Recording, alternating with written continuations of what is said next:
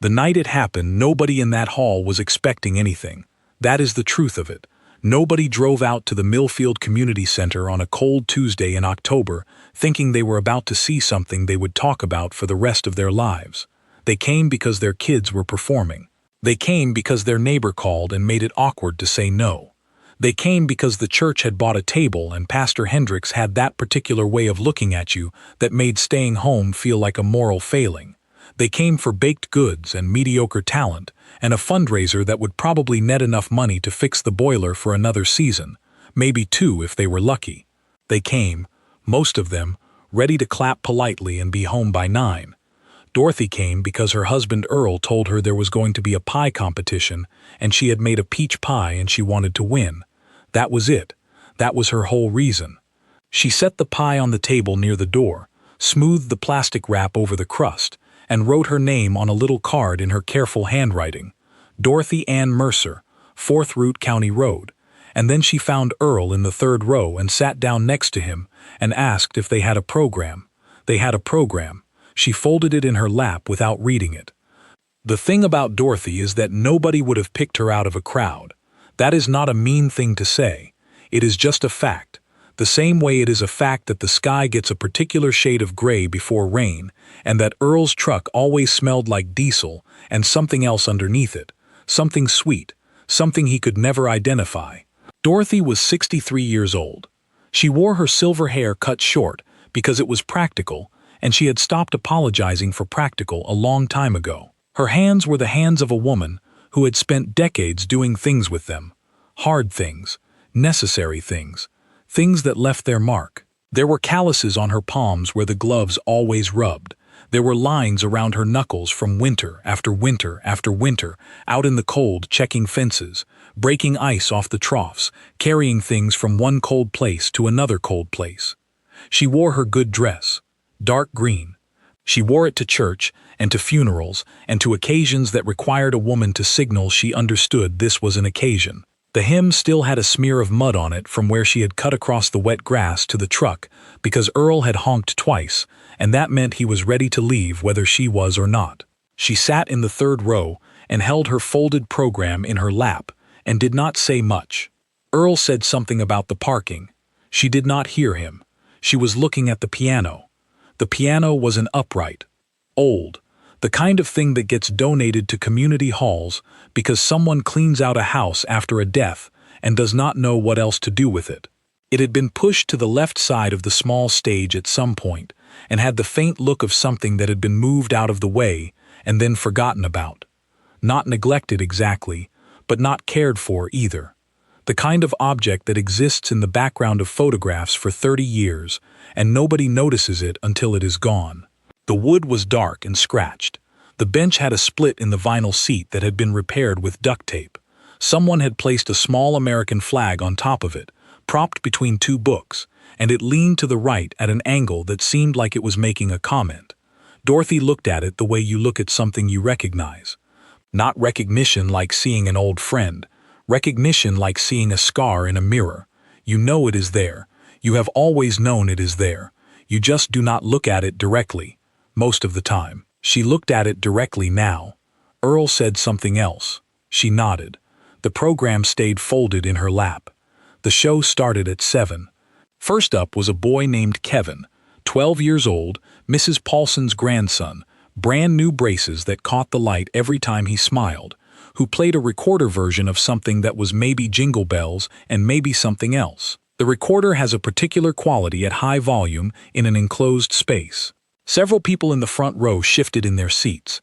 Kevin finished and took a bow, and his grandmother stood up to clap, and so everyone else had to clap too, which they did.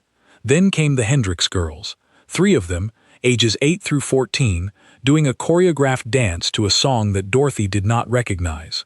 They were enthusiastic in the way children are enthusiastic when their mother has been rehearsing them for 6 weeks. Their enthusiasm was slightly different from each other's.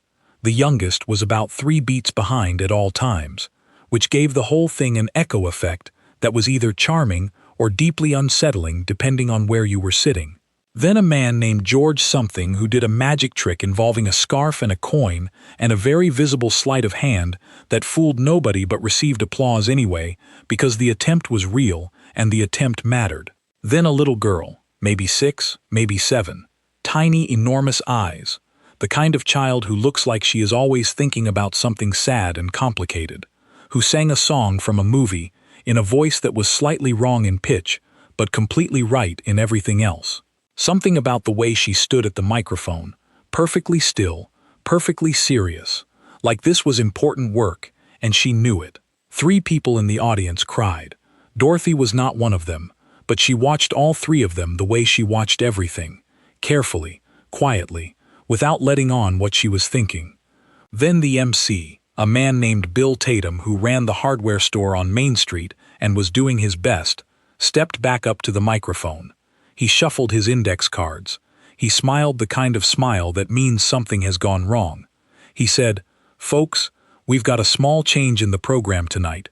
Mr. Delaney was going to come and play some piano for us, but he called about an hour ago and said he got a flat coming down Route 9 and he's not going to make it." A pause. The hall absorbed this. "So, we've got a gap here in the program. If anybody wants to—" He did not finish the sentence. Dorothy stood up. "The thing you have to understand is that nobody in that room knew. Earl did not know.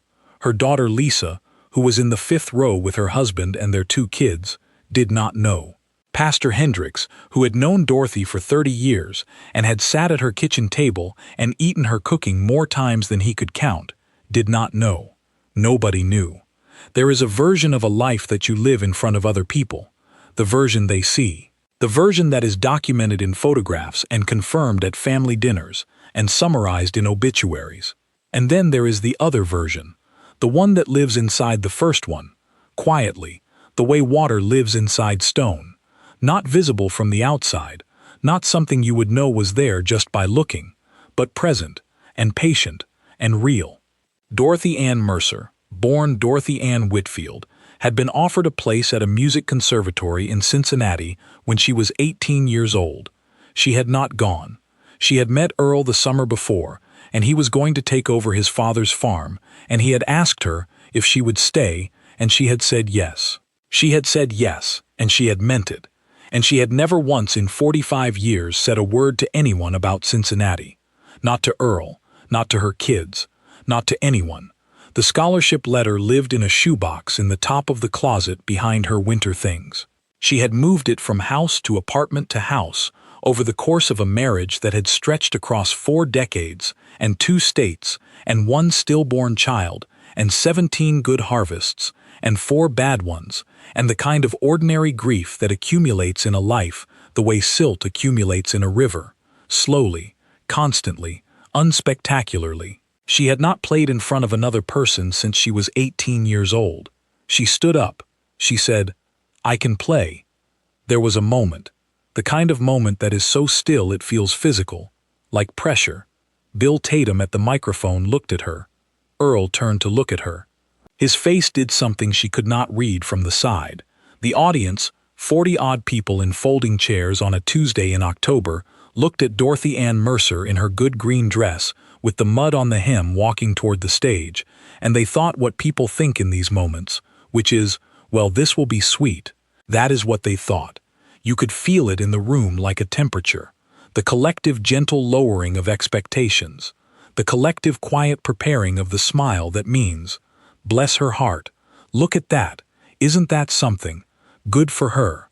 Dorothy walked up the 3 steps to the side of the stage. She pulled the bench out from the piano, the bench with the duct-taped seat, and she sat down.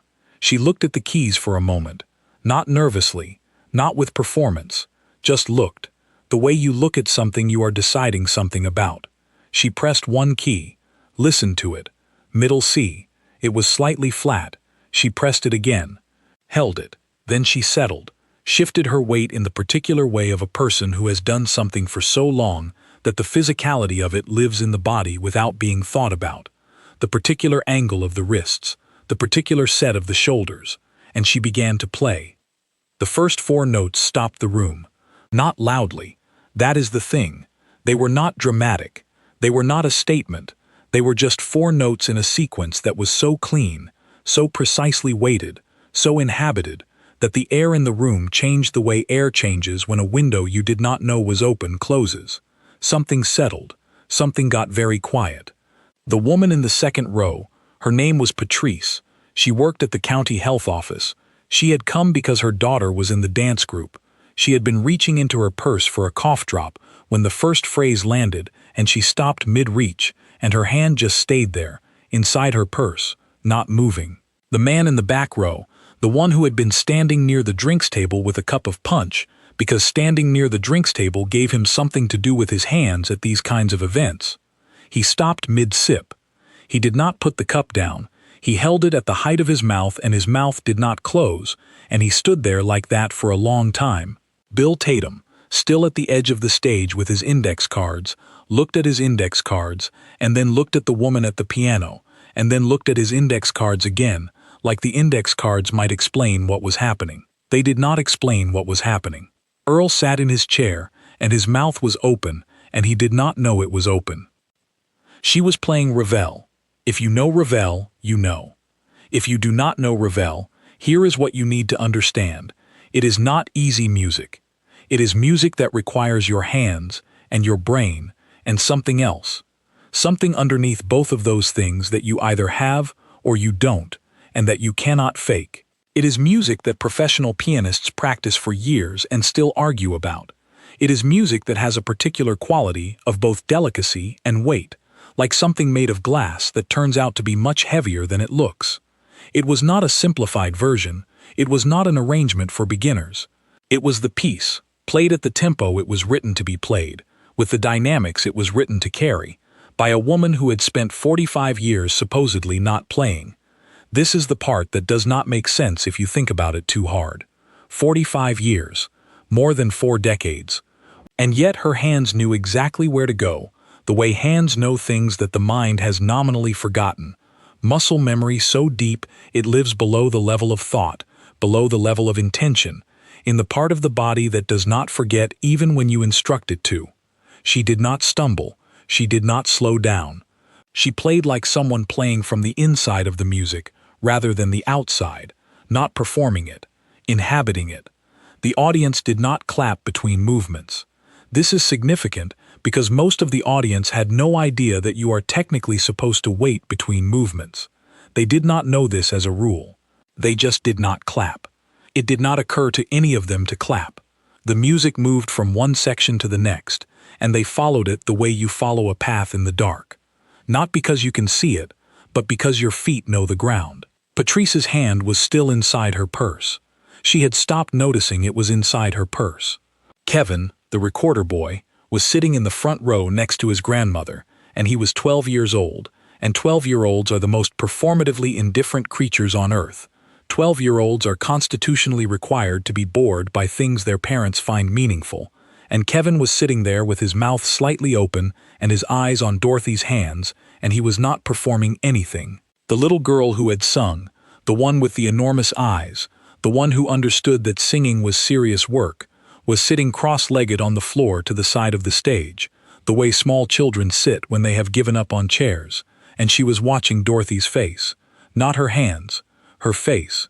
And Dorothy's face was, this is the word people would use later, when they tried to describe what they had seen, far away, not absent, not blank, far away, in the specific way of someone who is very precisely somewhere else, while also being exactly here, both things at once, present enough to play every note perfectly, gone enough that none of the 40 people in that room existed for her. Earl watched his wife's face. He had been married to this woman for 45 years. He had eaten breakfast across from her face every morning for 4.5 decades. He had watched her face when they got the call about the stillborn. He had watched her face at her mother's funeral and at their daughter's wedding and at the end of bad harvests when they sat at the kitchen table and worked out what could be sold and what couldn't. He thought he knew every version of her face. He was looking at a face he had never seen before. Not a different face, her face, Dorothy's face, but some layer of it that had never been visible, something that lived underneath the daily face, The way the scholarship letter lived in the shoebox behind the winter things. Not hidden exactly, not buried, just stored. Waiting. He sat very still. The music kept going. There was a phrase in the middle section. If you have heard this piece, you know the phrase. A series of notes that build on each other in a way that feels like the musical equivalent of a sentence finding its meaning. You don't know where it's going until it arrives, and when it arrives you feel that you knew all along, that it could not have gone anywhere else, that it was always going to be this particular note, in this particular way, at this particular moment. The phrase arrived. Something happened to the room.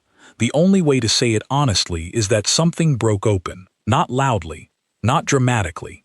The way a piece of ice breaks open in a glass of water.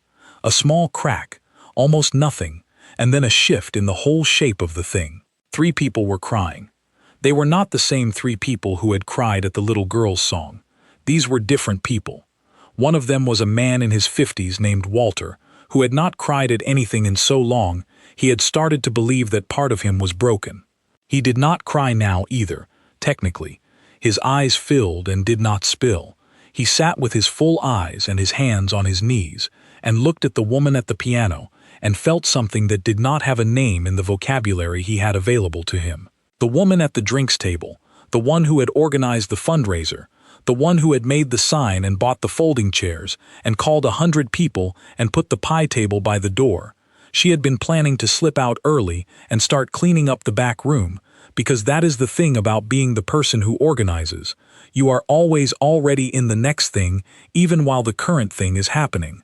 She had been edging toward the back of the room when the phrase hit. She stopped edging.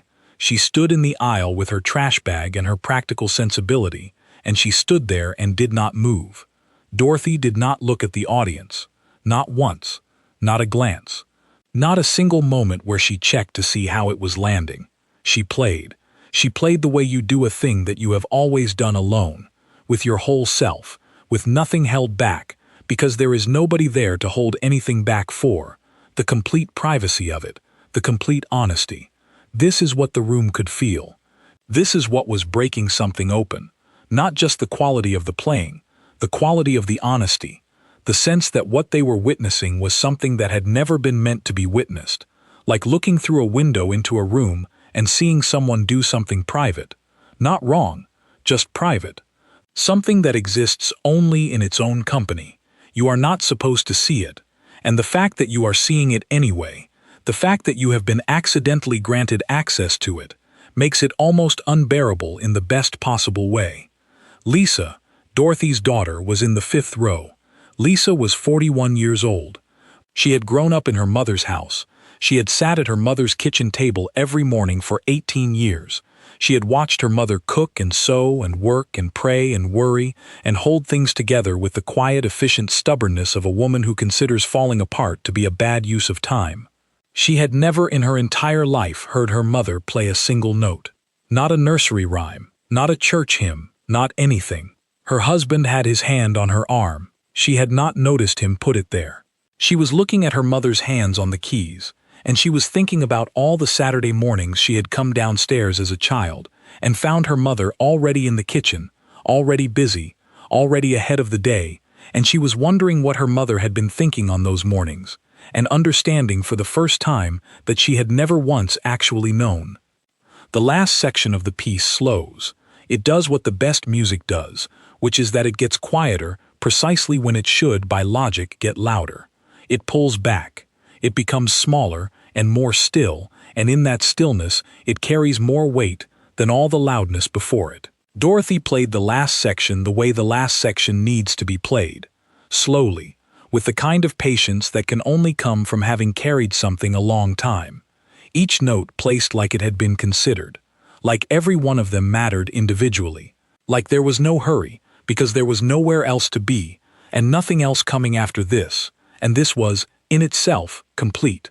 The last note.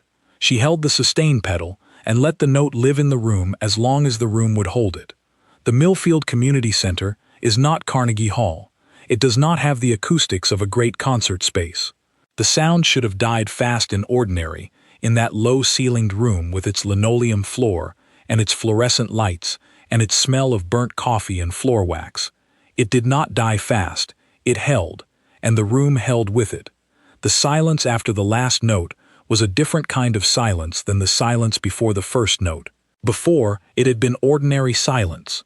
The silence of people waiting, people bored, people thinking about their pie and their parking and their Tuesday night. After, it was the silence of people who did not know yet that they were allowed to breathe. It lasted maybe 5 seconds. It felt like something much longer. Then someone started clapping. It was Walter, the man with the full eyes. He started clapping, and then everyone started clapping, and then people were standing, and the sound of it filled the room and kept going, the kind of applause that surprised the people giving it, because they did not know they were going to feel this. Dorothy sat at the piano for a moment, just sat. Then she did something that people would mention later more than anything else she did, more than the playing almost, or at least alongside it. She closed the lid. She brought the lid down over the keys with both hands, carefully, slowly. The way you close something that does not belong to you. The way you handle something you are returning. Then she stood. She did not bow, did not nod, did not acknowledge the applause in any way that suggested she was accustomed to or interested in applause. She walked off the side of the stage, down the 3 steps, back through the aisle. She sat down next to Earl. He looked at her. She did not look back at him. She reached down and picked up the program from under her chair, the program she had folded at the beginning of the evening, and she smoothed a crease in it that was not there. Her hands were steady. The applause was still going. She smoothed the crease. Earl watched her do it. He watched her smooth that non-existent crease in that folded program with the same careful hands that had just filled the entire room with something that had no name in any language he had. He reached over. He took her hand. He did not say anything. She let him take it. She did not look at him. She looked at the stage, at the piano, at the American flag still leaning to the right at its slight angle. Her hand in his hand was very still. Bill Tatum came back to the microphone eventually. He stood there for a moment without saying anything, which was the most expressive thing Bill Tatum had done in public in 30 years of hardware store operation. Then he said, "Well, and that was right. That was exactly right. That was the only thing to say." The hall agreed with him. You could feel the hall agreeing with him. People came up to her after. This always happens at these things. The performance ends, and then there is the second performance, the performance of receiving attention, which is its own skill and its own labor, and not something Dorothy had ever wanted to be good at. Patrice came up first. She was still holding her cough drop, the one she had never managed to retrieve from her purse. She held it in her closed fist, and she looked at Dorothy and said, "I did not know. I mean, where did you, how long have you—" She stopped. She seemed to understand that none of these sentences were going to finish themselves. Dorothy said, "I used to play a little."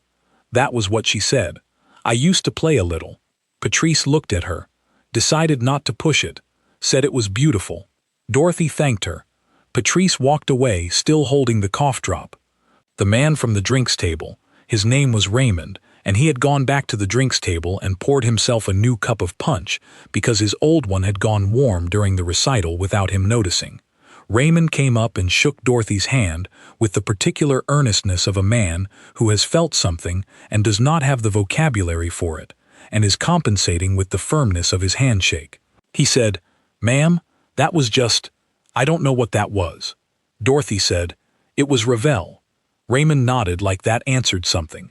Then he said, "Did you go to school for that, or—" Dorothy said, "No." Raymond nodded again, shook her hand again, walked away. The little girl, the one with the enormous eyes, the one who had been watching Dorothy's face from the floor, she came and stood in front of Dorothy without saying anything, just stood there. Dorothy looked at her. The little girl said, "How long does it take to learn?" Dorothy thought about this for a moment. Then she said, "A while." The little girl thought about this. Then she nodded, satisfied, as if this were the exact and correct amount of information, and walked back to her mother.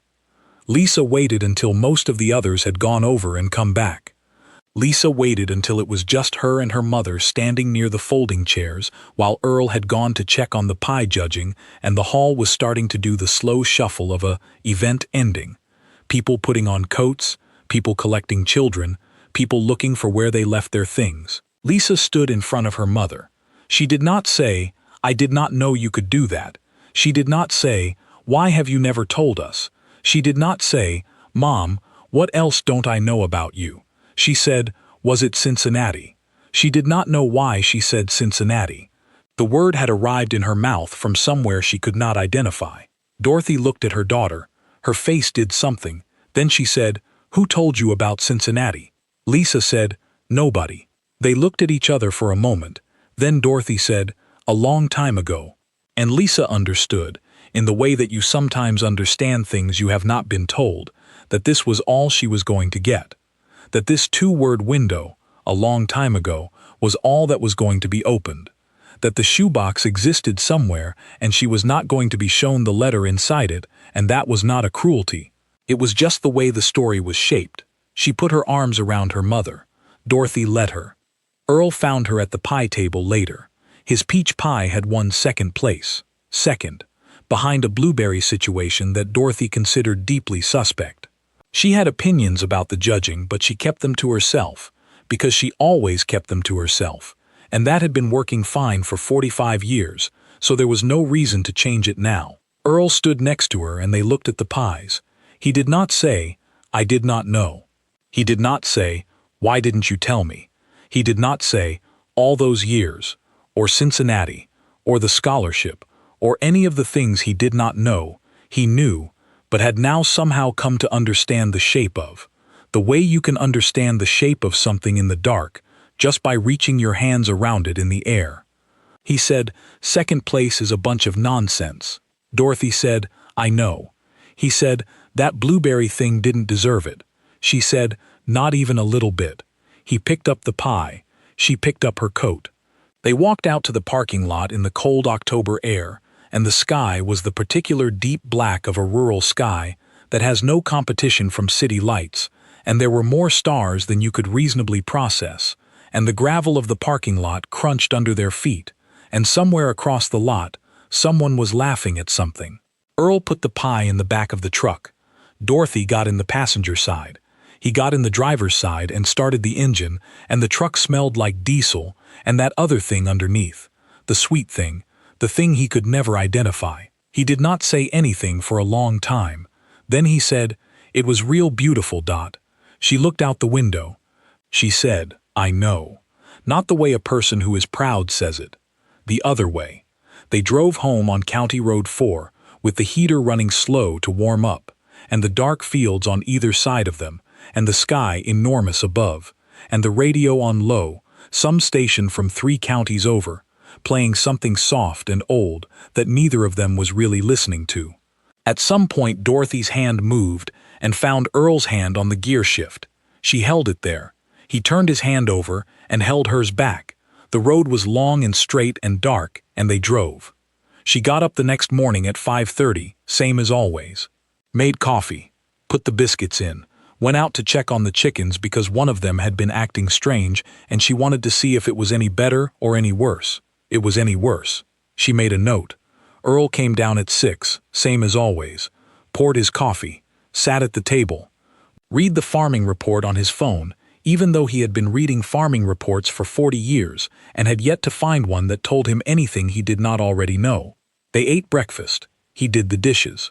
She pulled on her boots and her jacket and went out to the barn, because there was always something to do in the barn, and the day did not wait for you to be ready for it.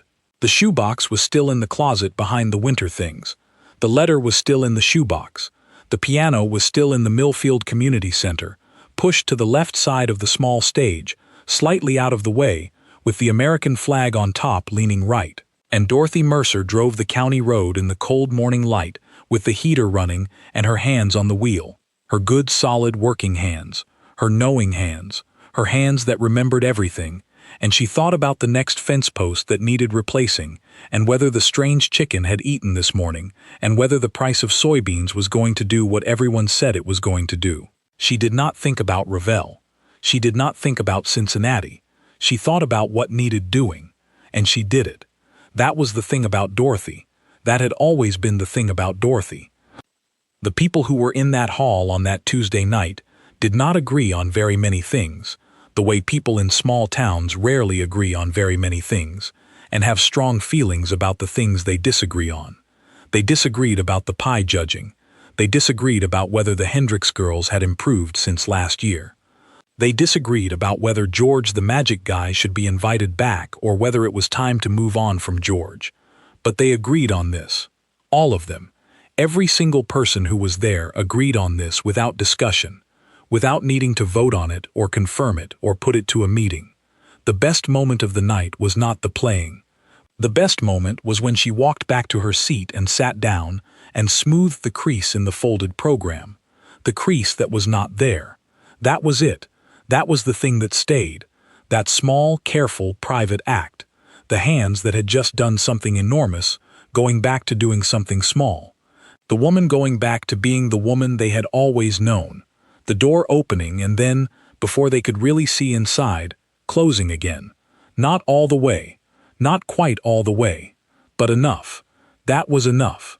Second place. A bunch of nonsense. That blueberry thing didn't deserve it.